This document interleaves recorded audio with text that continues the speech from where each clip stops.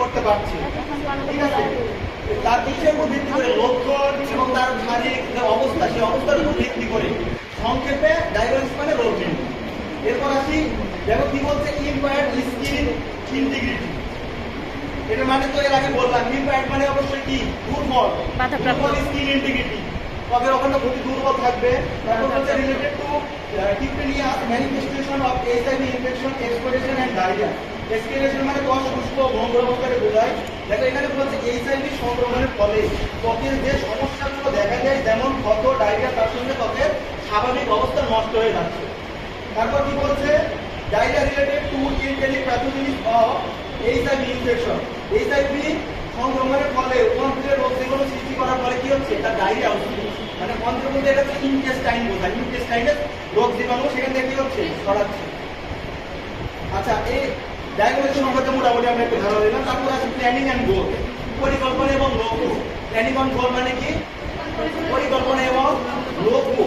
আমরা কি এই রোগটা সম্পর্কে, এই রোগটা সুস্থ করতে বা এই রোগীকে সুস্থ করতে, ট্রিটমেন্ট করতে আমরা কি ধরনের পরিকল্পনা গ্রহণ করব, ঠিক আছে, এবং আমাদের লক্ষ্যটা হওয়া উচিত কি, এই জিনিসটা সম্পর্কে বোঝাইছে। তারপর এখানে কি বলছে, দেখো achievement of maintenance of skin integrity. ত্বকের সুস্থতা কি করতে হবে, অর্জন করতে হবে। Absence of infection. ইনফেকশন কি, মানে ইনফেকশন কি, ইনফেকশন গুলো কি থাকবে না, কি থাকবে, অ্যাবসেন্ট থাকবে, মানে অনুপস্থিত থাকবে। আচ্ছা, তারপর এর সম্পর্কে দুটো বললাম। তার নিচে আসি নার্সিং ইন্টারভেনশন, স্বাস্থ্য সেবার সমাধান। যেটা এখন আমরা যেটা ইন্টার প্ল্যানিং করতে কি অ্যাসেসমেন্ট করলাম, তারপরে কি করলাম, প্ল্যানিং করলাম, প্ল্যানিং এবং গোল মানে এবং লক্ষ্য ঠিক করলাম, করার পরে কি ইন্টারভেনশন করতে এখন আমরা সেবা প্রদান করব। কোন কোন দিকে আমরা খেয়াল রাখবো, দেখো কি বলছে, সেবা সমাধান বলতে এখানে বলছে যে এডুকেশন এন্ড কাউন্সিলিং, জ্ঞান ভিত্তিক সমস্যাগুলো কি নিয়ে আলোচনা করতে হবে। তারপর বলছে দেখো যে প্রিভেনশন অফ ট্রান্সমিশন, রোগ প্রতিরোধ নিয়ন্ত্রণ করতে হবে।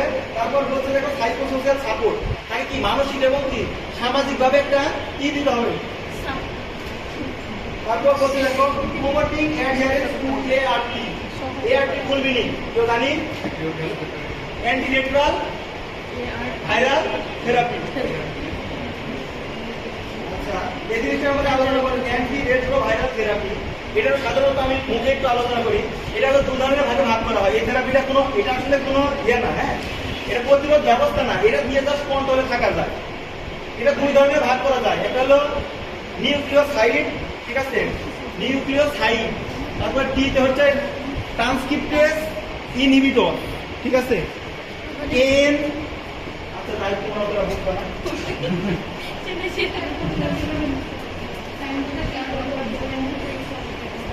ইডুকেশন বলতে সাধারণত এই সম্পর্কে কি, আচ্ছা, ইডুকেশনের একটা এভালুয়েশন, এভালুয়েশন হচ্ছে মূল্যায়ন এবং যাচাই মূল্যায়ন। আমরা বুঝতে পারছি, আমরা যেগুলো অ্যাসেসমেন্ট করলাম, তারপর কি করলাম, ডায়াগনোসিস করলাম, তারপর কি করলাম, প্ল্যানিং এন্ড গোল লক্ষ্য নির্ধারণ করলাম, ইন্টারভেনশন মানে কি সেগুলো সম্পর্কে সমাধান দিলাম, এবং লাস্টে কি করতে হবে, সেগুলো যাচাই করতে হবে। যাচাই করে দেখতে হবে যে আসলে কি আমাদের প্ল্যানিং এস্টিমেট সবগুলো ঠিক আছে কিনা। যদি ঠিক না থাকে সব অবশ্যই সেগুলো চেঞ্জ করতে হবে। এটাই বলতে হচ্ছে ইভালুয়েশন। আচ্ছা, এরপর দেখো বলছে কনক্লুশন, ম্যানেজমেন্ট শেষ। কনক্লুশন বলতে কি বোঝায়, কনক্লুশন হচ্ছে উপসংহার, ঠিক আছে। উপসংহার এটা হলো, শুনো, কোন নার্সিং এ উপসংহার সম্পর্কে এখানে এখন একটা কথা বলি।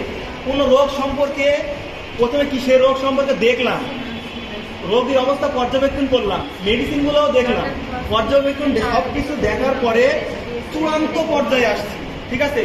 শেষ উপসংহার বলতে সবকিছু দেখানোর পরে বা প্রতিরোধ ব্যবস্থা সবকিছু দেওয়ার পরে সে রোগীর বিষয়ে একটি চূড়ান্ত সিদ্ধান্ত আসছে, এটাই হচ্ছে উপসংহার, লাস্ট পর্যায়ে। তাকে কি আসলে আমরা আইসিইউ দিব না তাকে বেডে দিব না তাকে কি করবো, রিলিজ দিয়ে দেবো, এই জিনিসটা করছে কনক্লুশন। কি বলছে, এইচআইভি ইনফেকশন অহেল নট কিউরেবল, এটি নিরাময়যোগ্য নয়, ইজ ম্যানেজেবল করতে না উইথ অ্যান্টিরেট্রোভাইরাল থেরাপি। মানে অ্যান্টিরেট্রোভাইরাল থেরাপির মাধ্যমে কি করছে, অ্যালোইং ইন্ডিভিজুয়াল টু লাইফ লং।